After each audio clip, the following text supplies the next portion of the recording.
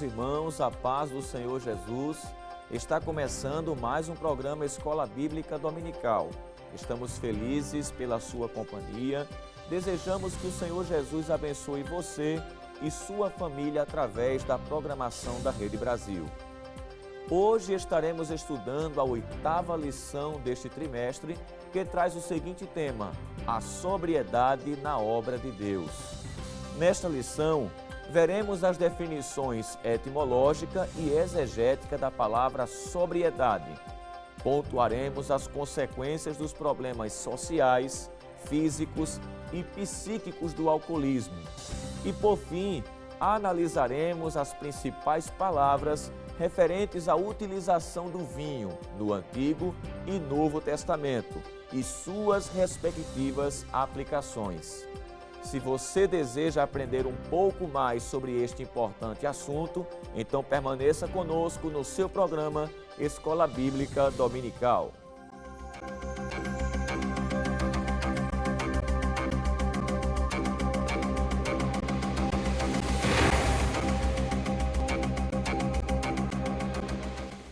Vejamos o que nos diz o nosso texto áureo.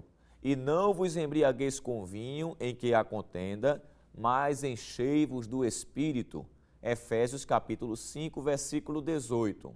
A verdade prática nos diz: o exercício do ofício divino é incompatível com o alcoolismo, maus costumes e intemperanças. O objetivo geral desta lição é mostrar que o exercício do ofício divino é incompatível com o alcoolismo e os maus costumes. Já os objetivos específicos para a lição de hoje são 3. Primeiro, explicar o vinho na história sagrada. Segundo, discutir a respeito do vinho no ofício sagrado. Terceiro e último, compreender que o ministro precisa ser cheio do Espírito Santo. A leitura bíblica em classe para a lição de hoje está escrita no livro de Levítico, capítulo 10, versículo 8 a 11, e ainda a primeira epístola de Paulo a Timóteo, capítulo 3, versículo 1 a 3. E falou o Senhor a Arão, dizendo: vinho ou bebida forte, tu e teus filhos contigo não bebereis, quando entrardes na tenda da congregação, para que não morrais. Estatuto perpétuo será isso entre as vossas gerações, para fazer diferença entre o santo e o profano, e entre o imundo e o limpo, e para ensinar aos filhos de Israel todos os estatutos que o Senhor lhes tem falado pela mão de Moisés. Esta é uma palavra fiel. Se alguém deseja o episcopado, excelente obra deseja. Convém, pois, que o bispo seja irrepreensível, marido de uma mulher, vigilante, sóbrio, honesto, hospitaleiro, apto para ensinar, não dado ao vinho, não espancador, não cobiçoso de torpe ganância, mas moderado, não contencioso, não avarento. Bem, meus amados irmãos, para comentar a lição de hoje, contamos mais uma vez com a participação do presbítero Alessandro Barreto. A paz do Senhor, irmão Alessandro. A paz do Senhor, evangelista Marcelo. Amém. E contamos também mais uma vez com a participação do presbítero Jonathan Lucena. A paz do Senhor, irmão Jonathan. A paz do Senhor, evangelista Marcelo. Amém. Meus amados irmãos, hoje estamos estudando a lição de número 8 deste trimestre com o tema A Sobriedade na Obra de Deus.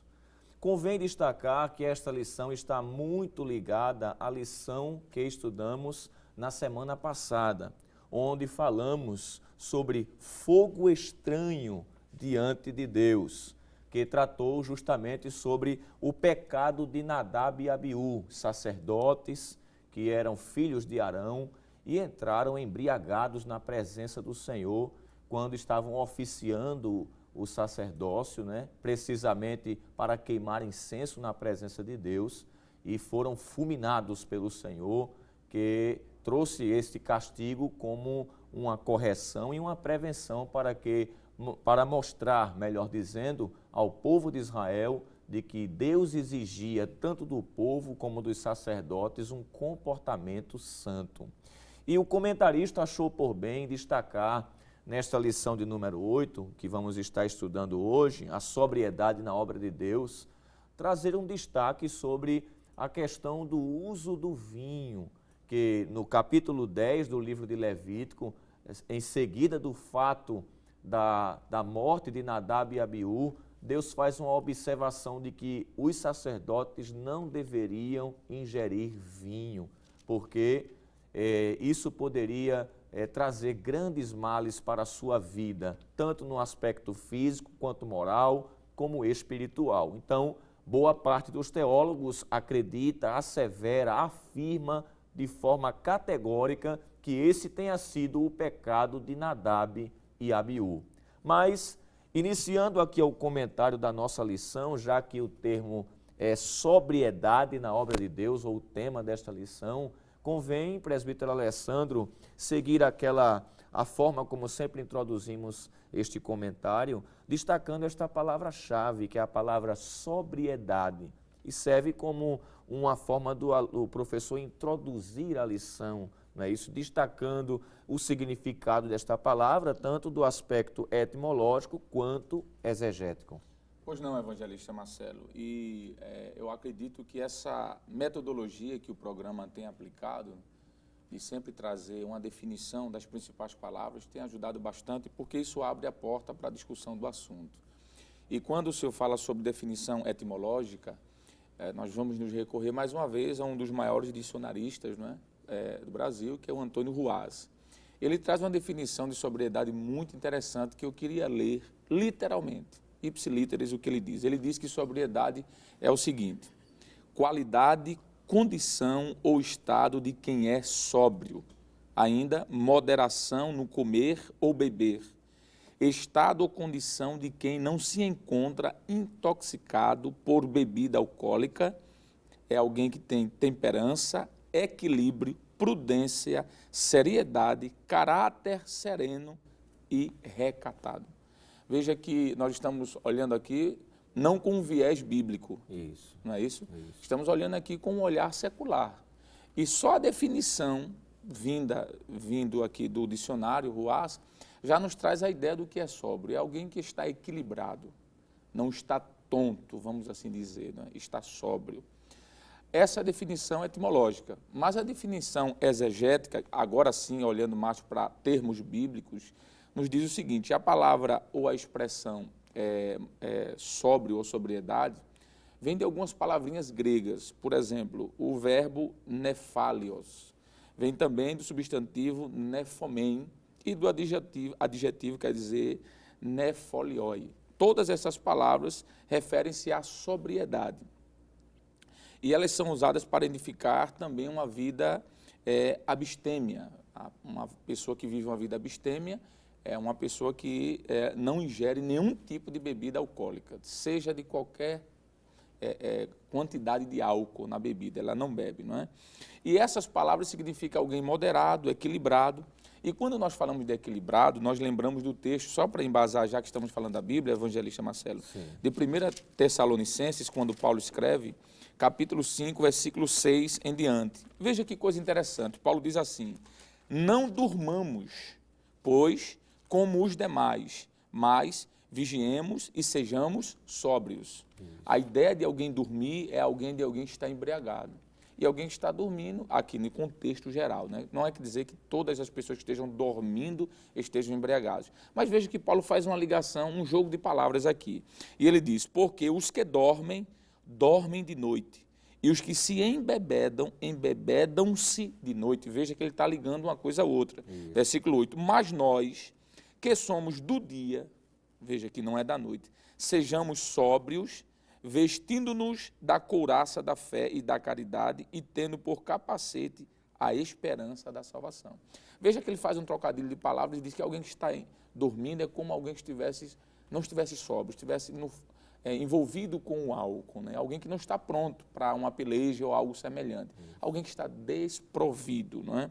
E podemos dizer que, além desses termos que foram utilizados, aparece também no Novo Testamento a expressão nefo, que significa ser livre da influência de agentes tóxicos. Veja que coisa interessante.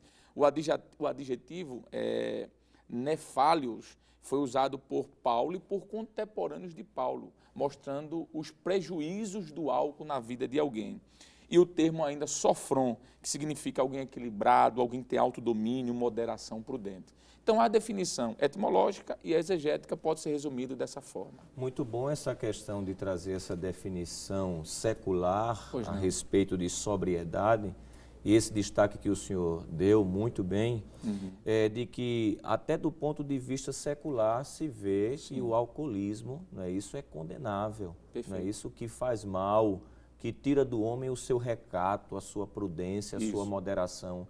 E baseado nesta afirmação, presbítero Jonathan Lucena, é bom dizer que até do ponto de vista secular, antes de entrarmos propriamente no que a Bíblia diz sobre o alcoolismo, até do ponto de vista secular, o alcoolismo em nada contribui para o bem, para a vida do homem. Com toda certeza, evangelista Marcelo. É bem importante lembrar que o objetivo desse programa é tratar à luz da Bíblia, mas não significa dizer que a gente não possa trazer informações no âmbito secular, exatamente para mostrar de que esse assunto, até dentro do contexto secular, é visto como algo que é associado a coisas negativas. Isso. Já foi provado, por exemplo, que cientificamente falando, o consumo de qualquer bebida alcoólica, seja ela qual for, não traz nenhum benefício à saúde. É bom que se lembre disso.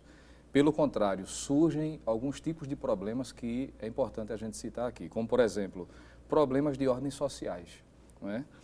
Segundo a Organização Mundial de Saúde, não é? Ou a OMS, isso já em 2012, por exemplo, haviam 15% das mortes mundiais decorrentes de acidente de trânsito estão relacionadas ao uso do álcool. Observe que já se mostra aí uma informação importante. No Brasil, estima-se que 18% dos acidentes de trânsito entre homens foram causados, pelo uso de bebidas alcoólicas. E destes casos, 5,2% relacionado à mulher. Então, a gente pode citar de imediato de que problemas sociais, nesse caso aqui, trazendo mortes, não é, por conta do uso do álcool no trânsito, fazendo com que surja o problema social. A gente poderia também lembrar algo também relacionado à questão social, como perda do trabalho, não é? Por que não lembrar quantas pessoas, devido ao uso do álcool, a sua dependência, perderam o trabalho? Às vezes porque faltaram o trabalho e às vezes porque o uso no ambiente. A dependência é algo tão opressor que durante o expediente ali,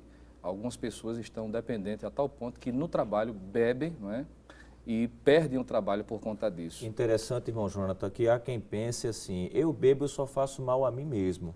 Mas a gente pegando essa informação que o senhor está trazendo aí, vai ver que não é bem assim, né? Por exemplo, uma pessoa dirigir alcoolizada, ela tanto pode morrer como matar. Isso. E ainda também comprometendo a sua vida profissional, tem pessoas que dependem daquele trabalho, Sim. sua família, né? Então, não é aquela questão de que é um mal que eu só faço mal a mim mesmo. Consequentemente, sendo uma questão que traz problemas sociais, eu vou envolver a sociedade. Com certeza. E aproveitando essa pontuação que o senhor fez, quantos problemas financeiros são decorrentes disso, né? Visto que pessoas perderam o emprego e até outros que, embora não tenham perdido, mas por conta de dívidas contraídas, não é? Porque dedicam todo o seu dinheiro para o seu bel prazer, que é saciado pelo uso do álcool, traz também problemas de ordem financeira. E até violência doméstica. De repente, a gente pode estar, nesse momento, sendo ouvido, né, e visto por algumas pessoas que sabem muito bem na prática o quanto o álcool é prejudicial e o problema social decorrente dele também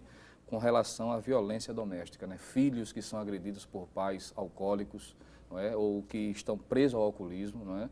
Quantas famílias que foram destruídas por conta disso e que sofrem ainda hoje por conta desse mal social. Então, podemos afirmar de que o álcool, dentro da própria visão secular, traz esses problemas sociais. E além das questões sociais, a ingestão de álcool, irmão Alessandro, traz também males, sim. Agora vamos destacar para a pessoa que o faz, né?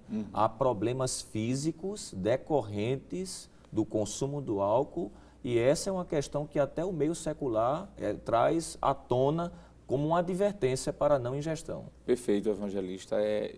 Nós tivemos a curiosidade de entrar no site oficial da Organização Mundial de Saúde e tinha uma frase lá logo no início que me chamou a atenção, que dizia assim: não há nenhuma vantagem bioquímica de forma alguma em consumir qualquer que seja o nível de álcool.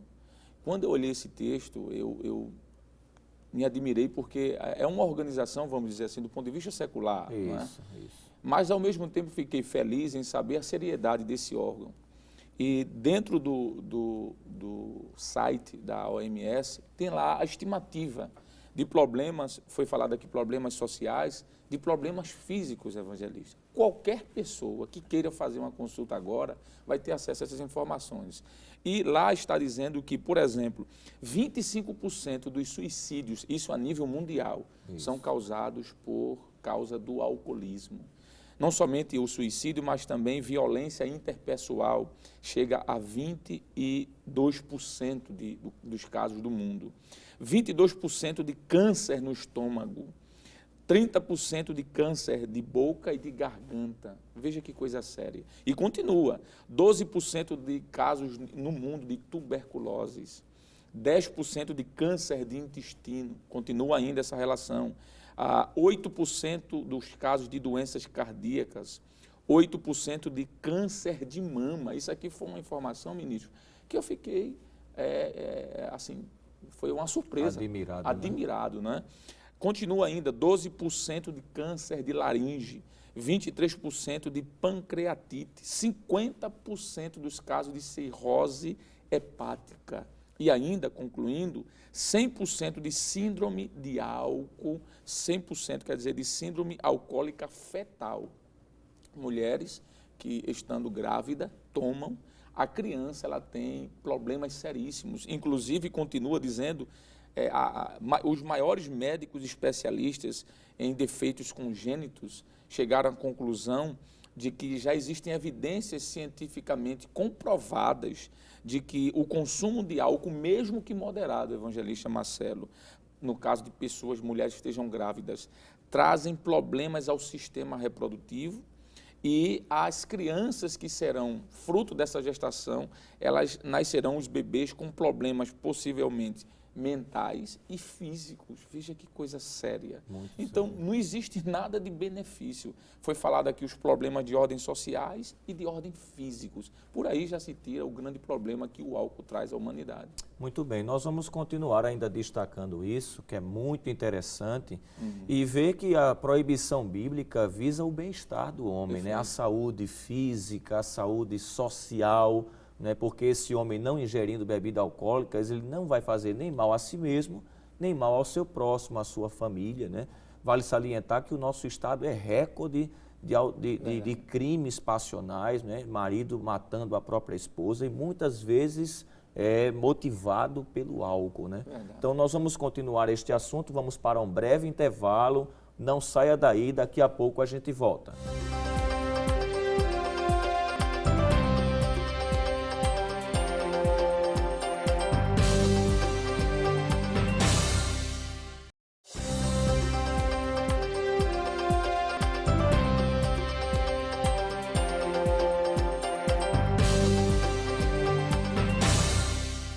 Bem, amados irmãos, estamos de volta com o programa Escola Bíblica Dominical, nesta ocasião estudando a lição de número 8 deste trimestre com o tema A Sobriedade na Obra de Deus. No primeiro bloco, trouxemos aqui uma definição da palavra-chave sobriedade. Destacamos também que o alcoolismo ele é condenável até do ponto de vista secular, trazendo problemas sociais e problemas físicos. Mas vamos destacar também neste comentário o presbítero Jonathan Lucena que o alcoolismo também traz consigo males psíquicos. É bom destacar isso antes de propriamente entrarmos na Bíblia, para que o professor tenha respaldo em defender, à luz da Bíblia Sagrada e até de dados, não é isso, seculares, de que este é um mal e que vem trazendo grandes prejuízos para a sociedade. Pois não, evangelista. Fazendo jus à fonte já citada pelo presbítero Alessandro, que é a OMS, né, a Organização Mundial de Saúde, ainda se afirma de que o alcoolismo é a terceira causa de morte no mundo. E o mesmo órgão define como droga toda substância que, sendo introduzida no organismo, pode modificar uma ou mais funções, alterando o sistema nervoso com a introdução da dependência física ou psíquica do indivíduo, não é?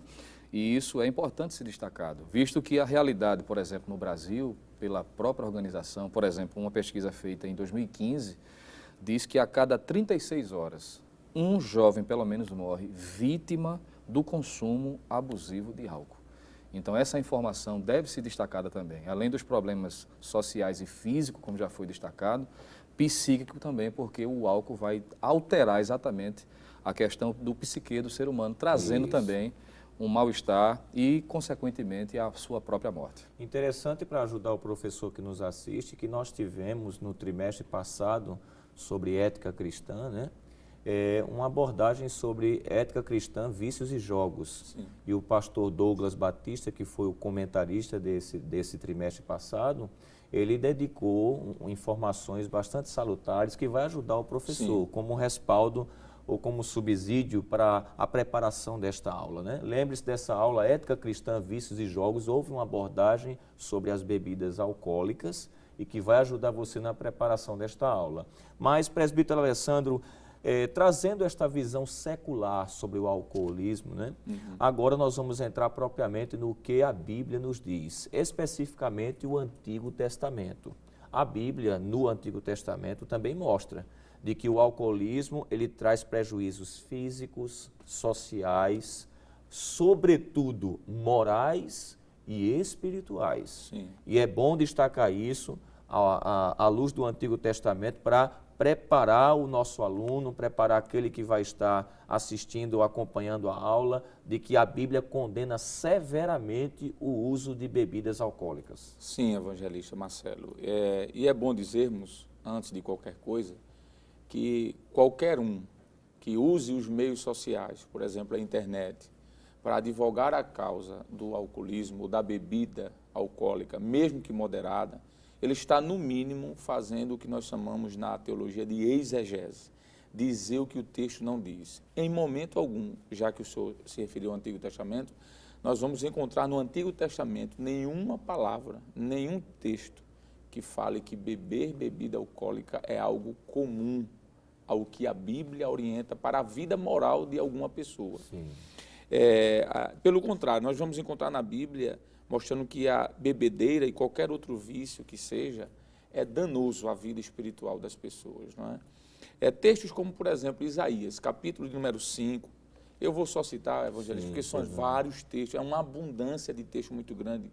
Inclusive, a gente até sugere que o telespectador possa ir no site da Rede Brasil e fazer o download, não é? Isso. Do estudo que há lá, o esboço com centenas de versículos, não há um ou dois, são centenas, né? Mas só citando Isaías capítulo 5, versículo 11 e 12, por exemplo, pode ser analisado, bem como Isaías capítulo 28, versículo 1 e 7, onde vão mostrar esses textos, pelo menos a priori, que o uso de álcool resulta em situações danosas, constrangedoras e problemas à família, como, por exemplo, Provérbios capítulo de número 20, versículos de número 1, Provérbios capítulo número 23, versículo 21 e outros textos que serão citados. Mas quando nós vamos falar sobre bebida no Antigo Testamento de forma mais direta, a palavra no Antigo Testamento que aparece para bebida forte, que essa bebida forte, evangelista, é a bebida alcoolizada, é a bebida, desculpe a expressão, a bebida que dá fermento, que é uma bebida tóxica, é uma bebida que não deixa a pessoa sóbria. A palavra que aparece para a bebida forte no Antigo Testamento é a expressão secar. Não é? Essa expressão, esse termo aparece cerca de 21 vezes no Antigo Testamento e destas, 19 vezes, veja bem, de 21 vezes, 19 vezes aparece de forma condenatória, trazendo problemas a quem bebeu, a quem ingeriu essa bebida. Apenas dois versículos aparecem de forma indireta, não trazendo um problema direto espiritual ou social a quem usou. Sim. Mas 19 vezes ela aparece como sendo condenada pela Bíblia. Não é? E quando nós vamos olhar para profetas, como por exemplo o profeta Isaías, já foi mencionado, o profeta Miqueias, no capítulo 2, versículo 11, é muito forte esse texto, bem como o profeta Abacuque, capítulo 2, versículo 15 e 16, e o profeta Oséias. O profeta Oséias, por exemplo, vai usar um termo dizendo muito forte que quem usa tal bebida não é alguém inteligente. Inteligente aqui vem de racional. Isso. Então, os profetas condenaram esse uso da bebida através, claro, da inspiração do Espírito Santo, foi escrito, mostrando que quem ingere ou quem usa esse tipo de bebida traz problemas que serão vistos aqui, claro, nesse programa. Mas nós podemos dizer que a primeira palavra que aparece, essa palavra checar, traz a ideia de bebida inebriante, intoxicante, bebida fermentada, bebida alcoólica. Muito bem. Presbítero Jonathan Lucena, introduzida essa expressão de que o Antigo Testamento condena severamente a bebedeira, né, isso, a ingestão de bebida alcoólica, aí nos vem à mente os diversos personagens que entraram por esse caminho e que a narrativa escriturística dá destaque, não é isso? Faz uma narrativa imparcial, porque a Bíblia é imparcial, isso é uma das indicações de sua inspiração, né, que ela trata o ser humano tal qual ele é, né? E é preciso destacar isso, um texto narrativo de um texto normativo. Há pessoas que querem pegar a embriaguez de Noé para dizer, olha aí, olha, esse santo homem de Deus se embriagou, então eu posso me embriagar. Não, a Bíblia está narrando a história de Noé e destaca essa deficiência, essa falha que ele cometeu. Não significa aprovação. Entre Noé e outros personagens, quais os personagens assim que a gente pode destacar, além também de Nadab e Abiú, que é o caso estudado no trimestre, na lição anterior, melhor dizendo, que servem como advertência para não entrarmos pelo caminho do alcoolismo?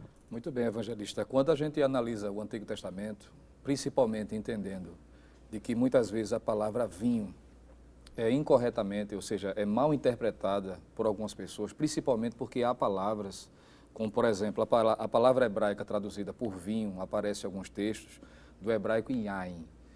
E esse termo no hebraico tanto pode se aplicar ao vinho fermentado propriamente dito, como o vinho não fermentado. Que seria o suco de uva. Que seria, né? o suco de uva propriamente dito. Então, isso em vista, a gente facilita, né, a compreensão desse assunto à luz do Antigo Testamento. E o que vai identificar quando o vinho de fato é intoxicante ou não na passagem é o próprio contexto. E entre estas passagens, como o senhor citou aí, existem exemplos negativos que vão mostrar os perigos, né? Mais uma vez, perigos associados ao uso do álcool, mostrando que o álcool tem uma história de maldição, vamos dizer assim. E o álcool, por exemplo, em Gênesis capítulo 9, versículo 21, na passagem já citada, que é o personagem Noé, nós vemos ali, não é, que tudo se partiu, ou parte do fato dele ser tomado vinho, embriagou-se, não é? A sua nudez foi apresentada, o filho, não é, aproveitando-se daquele momento, desrespeitou o pai, e ele traz uma palavra de maldição, e isso tudo sob o efeito do álcool, conforme está registrado. Ainda no Antigo Testamento e também ainda em Gênesis, capítulo 19, dos versículos 32 a 35, nós vamos encontrar outro caso, mais uma vez no ambiente familiar, em que Ló, após ter saído, não é, de Sodoma e Gomorra, conforme diz o texto, suas filhas, sabendo já que o uso do vinho naquele aspecto ali, alcoólico, traria com que o seu pai perdesse o bom senso e até o controle de seu próprio corpo, diz o texto que por questões de querer dar procedência à descendência do pai, visto que sua mãe havia morrido, diz o texto lá que elas embriagam o pai com vinho e praticam a prática do incesto, né? Pecam diante de Deus, e isso mais uma vez vinculado à prática do alcoolismo. Levítico capítulo 10, que foi o tema da lição passada, versículos de 1 a 11, fala das consequências também do álcool na vida de Nadab e Abiú. A gente poderia também citar 1 Samuel capítulo 25, versículos 36 e 37, com relação a Nabal e o prejuízo que o álcool trouxe também para aquela família, e em especial para ele, não é? Urias, que foi, no caso, vítima aqui, em 2 Samuel capítulo 11, versículo 13, o próprio Aminon, 2 Samuel capítulo 13, versículo 28, e por que não também lembrar de Belsazar e Assuero, né? Dois homens de grande importância. Daniel capítulo 5, versículo 1 e 3 fala de Belsazar, e sobre Assuero, Esté capítulo 1, do versículo 1 ao 10, mostrando mais uma vez que a história do uso do álcool está relacionado a prejuízos sociais, familiares. Por isso que disse a princípio que o álcool está relacionado a uma história de maldição no Antigo Testamento. E aí a gente vê a postura de Daniel, o irmão Alessandro, na Babilônia, né? Isso. Ele não só rejeitou o manjar que o rei comia, como também o vinho, né? É bom a gente ler esse texto, Daniel capítulo 1, versículo de número 8. Veja a postura de Daniel como um autêntico servo de Deus e que foi honrado por isso. Né? O versículo de número 8 diz, e Daniel 1 e 8, né?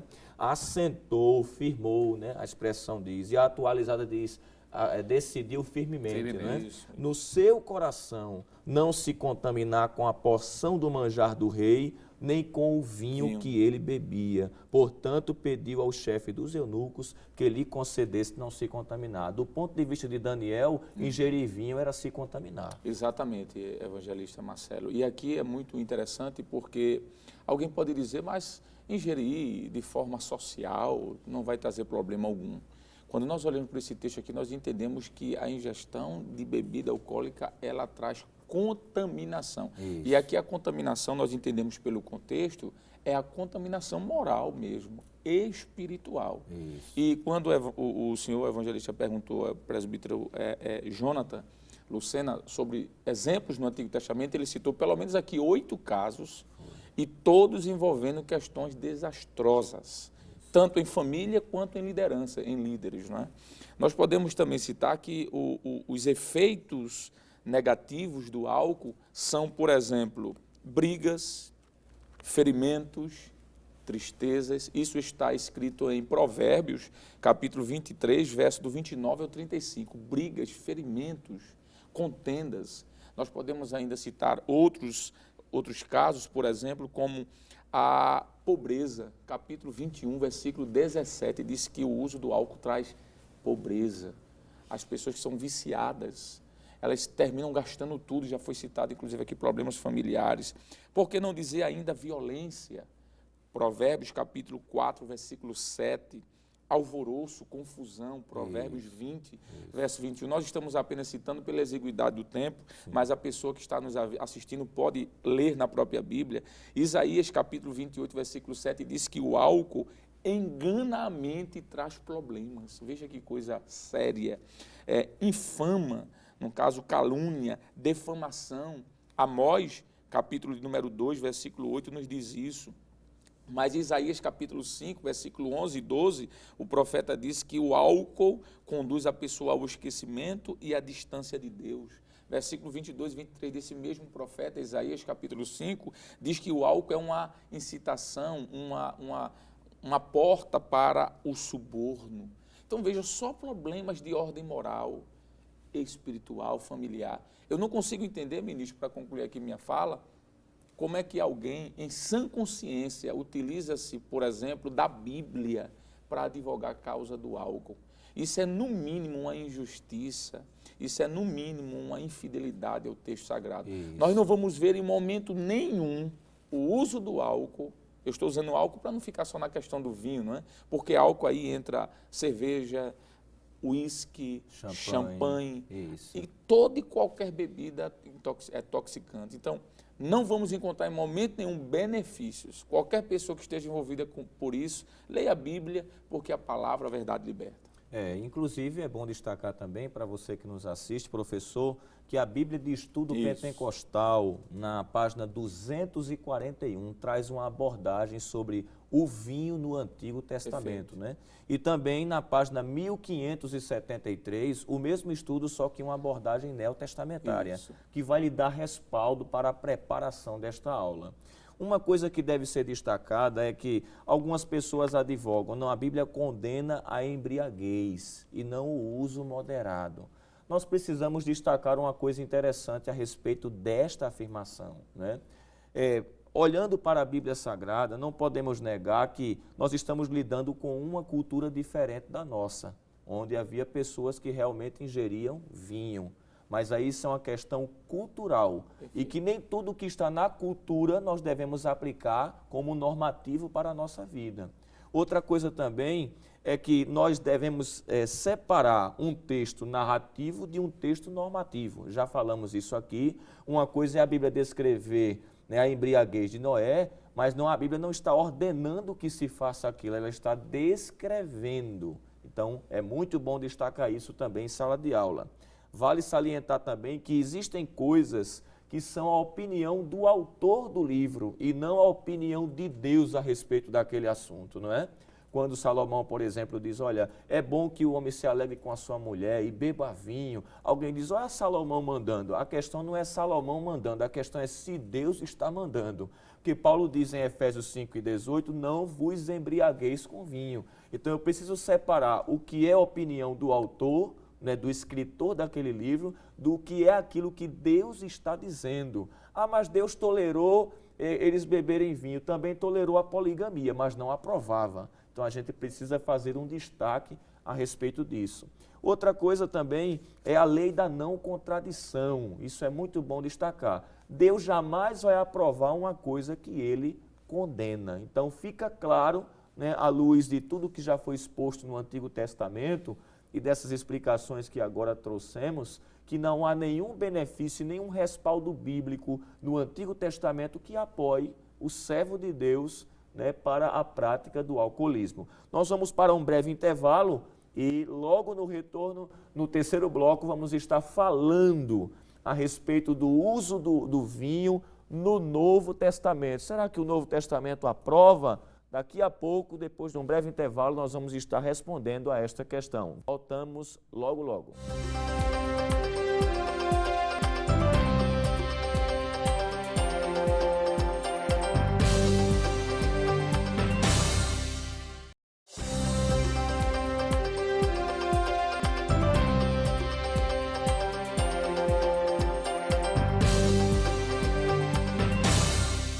Bem, meus amados irmãos, estamos de volta com o programa Escola Bíblica Dominical, nesta ocasião estudando a lição de número 8 com o tema A Sobriedade na Obra de Deus.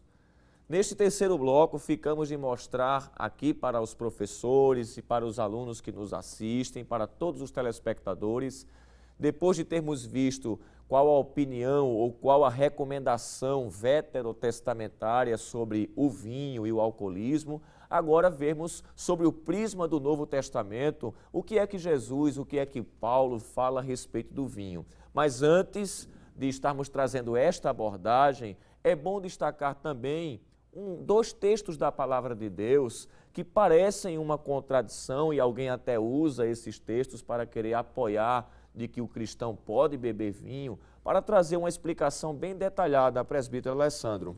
Eu quero destacar primeiro o que está em Provérbios 23 e 31. Pois não. Quero ler para que todos nós possamos acompanhar, quando diz assim, Salomão escrevendo: não olhes para o vinho quando se mostra vermelho, quando resplandece no copo e se escoa suavemente. Veja que Salomão está dizendo aqui que era para nem olhar, porque sabendo que olhando a pessoa pode desejar no seu íntimo. No entanto, em Eclesiastes capítulo 9, versículo de número 7, ele diz uma palavra que parece contradizer esta primeira, quando diz assim: vai, pois, come com alegria o teu pão e bebe com bom coração o teu vinho, pois já Deus se agrada das tuas obras. Há quem veja aqui, irmão Alessandro, primeiro uma contradição, e segundo, veja que não há nenhuma proibição clara de Salomão de que a pessoa não beba vinho. É bom exegeticamente explicar que existem dois termos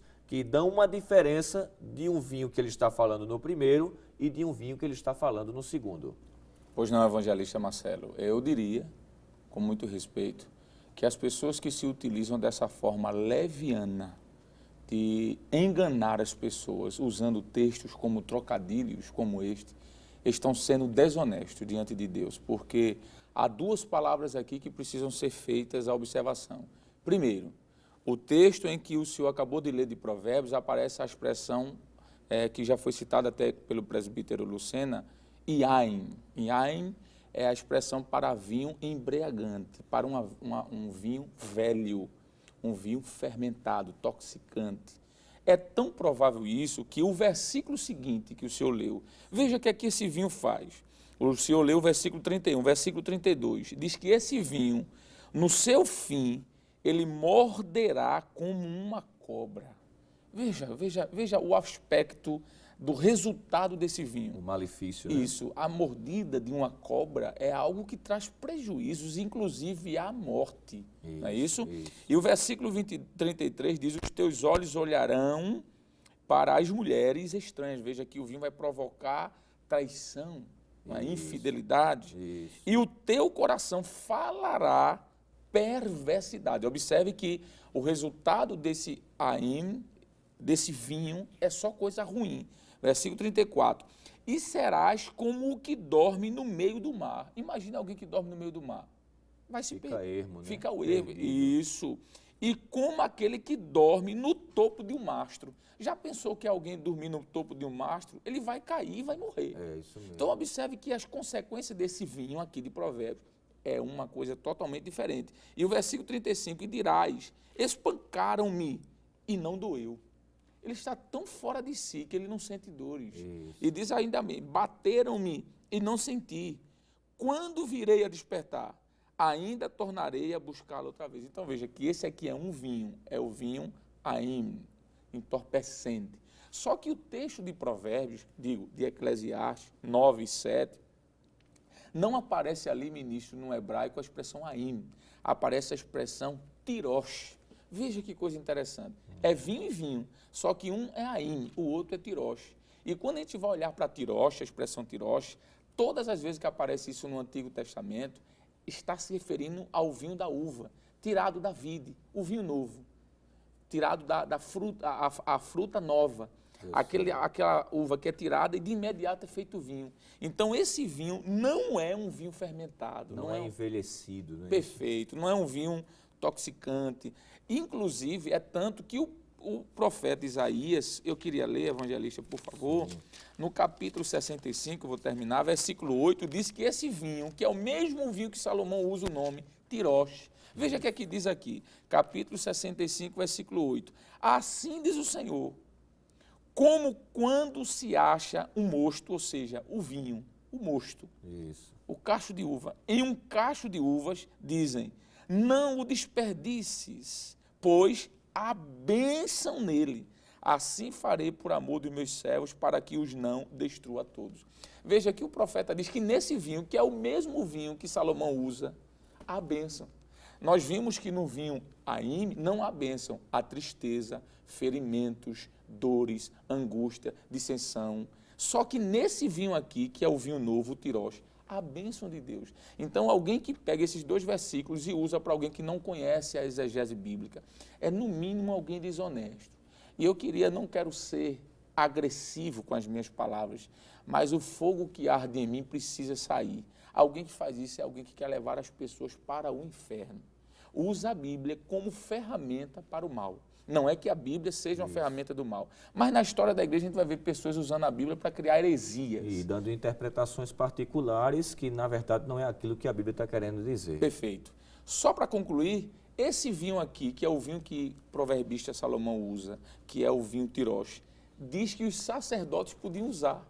Capítulo de número 28, versículo 7 a 8 de Isaías, mostra. Então, a lei da não contradição, como é que lá em Levítico 10 diz que o sacerdote não devia tocar vinho? Que vinho é esse? Aim. Que é o alcoólico, né? O alcoólico. E aqui diz que o sacerdote usava, capítulo 28 de Isaías. Então, é uma questão de exegese, nada mais do que E isso. este segundo é o vinho, que é o não alcoólico, não é Sim, isso? senhor. Muito bem. Dito toda essa abordagem, né, veterotestamentária sobre o vinho e o alcoolismo, que a gente vê que o Antigo Testamento reprova severamente, e os males são grandes, do aspecto físico, social, moral e espiritual. Agora, precisamos destacar, presbítero Jonatas, a abordagem da bebida alcoólica sob a ótica do Novo Testamento. O que é que a gente pode acrescentar à luz do Novo Testamento na condenação ao alcoolismo? Muito bem, evangelista. Quando nós olhamos para o Novo Testamento, em especial, principalmente quando se é relacionado esse assunto com a figura de Cristo, infelizmente ainda hoje existem pessoas que querem atribuir, por exemplo,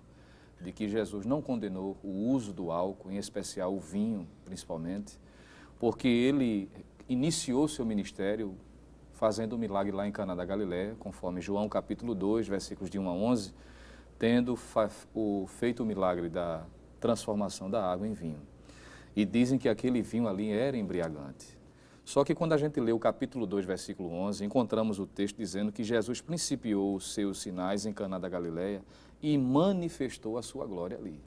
E seria uma incoerência dizer que a glória de Cristo seria revelada em um milagre em que o álcool estivesse presente, não é? Visto que já foi abordado aqui de maneira muito importante e objetiva os malefícios do álcool, não é? Uma outra passagem que as pessoas usam também associada a Cristo é a própria passagem da Santa Ceia, não é? Mateus capítulo 26, versículo 29, quando alguns afirmam que ali estaria sendo usado na celebração da ceia, em especial, o vinho alcoólico. Quando, na verdade, a gente analisa o texto, a palavra que é usada em versículo 29, dizendo deste fruto da vida, não tem nada a ver com o termo que geralmente era usado no Novo Testamento, o oinos, que também estava relacionado ao vinho alcoólico. Pelo contrário, a palavra que aparece aqui vem do grego gleukos, indicando o suco da uva nova, fresca, né? Recém-espremida, podemos Outra assim dizer. vez dizendo que não era fermentado, né? Muito bem. Principalmente quando a gente faz uma comparação de textos de Êxodo capítulo 12, versículos 14 a 20, onde está ali a lei da Páscoa, né? Onde deveria ser observado de forma clara e minuciosa que o fermento não deveria ser usado no pão, seria inadmissível aceitar a ideia, por exemplo, de que o fermento seria tirado do pão, conforme exigia a lei, em Êxodo 13, versículo 7, a gente pode ver isso de forma bem específica, e aceitar de que o vinho poderia ser fermentado, né, ou alcoólico. Então, a gente pode, já de antemão, afirmar de que Jesus, de maneira alguma, aprovou, seja com o milagre realizado em João 2, ou a própria passagem de Mateus 26, versículo 29, de que o uso do álcool seria algo favorável, ou seja, aceito por Jesus. Aproveitando essa sua fala, ainda dizem aqueles que advogam que o cristão pode ingerir vinho, né, ou bebida alcoólica. Há quem pega aquele texto que Lucas 7, versículo 33 e 34, né, Jesus falando de si mesmo, do que diziam dele. Este é um comilão e beberrão. Alguém diz, olha aí, Jesus comia e bebia, e esse beber indica bebida alcoólica. Só que essa era uma acusação contra Jesus, não é isso? É preciso a gente destacar isso, o que se fala de verdade de Cristo e o que se fala de acusação. Se comparamos esse texto com João, capítulo 10, versículo 20, onde os judeus disseram, tens demônio. Então, se a gente usa essas acusações para fazer uma afirmativa verdadeira, vamos cair num problema muito sério com esse texto de João 10, capítulo 10, versículo de número 20. Mas ainda já estamos nos aproximando da conclusão deste programa. Ainda é bom dizer, presbítero Alessandro, o que Paulo falou a respeito do uso do vinho. Perfeito. E quando o senhor fala sobre Paulo, é bom também dizermos que Paulo usa um termo tão sério em relação à questão do vinho, que ele coloca os bêbados no mesmo patamar dos desviados, dos idólatras, dos homossexuais e dos ladrões, e diz que estes não herdarão o reino dos céus. Isso. Então, jamais Paulo seria a favor do uso do vinho, não é claro? O vinho alcoólico. Bom, quando nós olhamos para 1 Timóteo, capítulo de número 5, versículo número 23, nós vamos ver Paulo aconselhando ali aquele jovem Timóteo, jovem pastor, a usar um pouco de vinho na água. E há alguns que advogam isso, dizendo que Paulo estava dizendo a Timóteo que não tinha nada demais tomar um pouquinho de vinho, não é? E quando nós olhamos para textos como, por exemplo, 1 Timóteo capítulo 3, versículo 3, o apóstolo Paulo vai dizer que o obreiro, o crente em si, ele não deve ser dado ao vinho. Isso já é uma orientação que já nos explica. O capítulo 5, versículo 18 de Efésios, Paulo vai dizer, não vos embriagueis com vinho, no qual há contenda. Veja que sempre leva para o lado negativo. Ele diz, mas, ao contrário disso, enchei-vos do Espírito. Aqueles que dizem que Paulo aconselhou Timóteo a tomar um pouco de vinho, e diz, olha, isso aqui é um pouco, não é? Eles dizem que socialmente é possível, não tem nada a ver. Paulo não estava dizendo que Timóteo podia beber aquele vinho socialmente. O que acontece é que na época do Novo Testamento, os vasos que guardavam as águas e outros tipos de líquido eram aqueles vasos de argila, de barro. E muitos desses barros soltavam um tipo de pó, vamos assim dizer, que trazia contaminação à água. Da própria argila, não é isso? Isso. E o tratamento que se fazia, já que hoje nós temos filtros de água, antes não tinha, era colocar um pouquíssimo de vinho dentro da água. Há quem diga que uma porção de 20 para 1, ou seja, a quantidade de água tinha que ser 20 vezes maior do que a quantidade de vinho. Logo, isso não é embriagante em lugar algum. O que Paulo estava dizendo é, coloca um pouquinho de vinho na água para que a água seja purificada e aí você tome. É mais um conselho médico, vamos assim dizer, um tratamento terapêutico médico, do que uma embriaguez. Então, qualquer pessoa que utilize essa expressão para Timóteo está realmente sendo fadada a um erro gravíssimo. Somando-se a toda essa informação que já foi dita, né, o Novo Testamento ainda é mais severo, dizendo que a gente não deve se associar àquele que, se dizendo irmão, for um alcoólatra ou está ingerindo bebida alcoólica, o que não convém a um cristão. Isso está em 1 Coríntios 5:11. E ainda também, como o Novo Testamento é bem mais severo, diz que vai ficar de fora aqueles que procedem dessa forma, né? Portanto, prezado professor e amigo, podemos ver que o padrão de Deus para os reis e sacerdotes e o povo de Israel no Antigo Testamento, quanto a não ingerirem bebidas embriagantes, é igualmente aplicável a todo crente. Quanto ao uso do vinho, sigamos o exemplo dos recabitas, que voluntariamente abstinham-se de qualquer bebida forte para que a aliança de seus ancestrais permanecesse firme. E por causa de sua fidelidade, eles foram grandemente honrados pelo Senhor. Que Deus continue nos abençoando, em nome de Jesus. Bem, meus queridos irmãos, depois de termos estudado uma lição tão preciosa como esta, nós vamos agradecer em oração com o presbítero Jonathan Lucena. Vamos orar, irmão Jonathan? Amém, evangelista, oremos.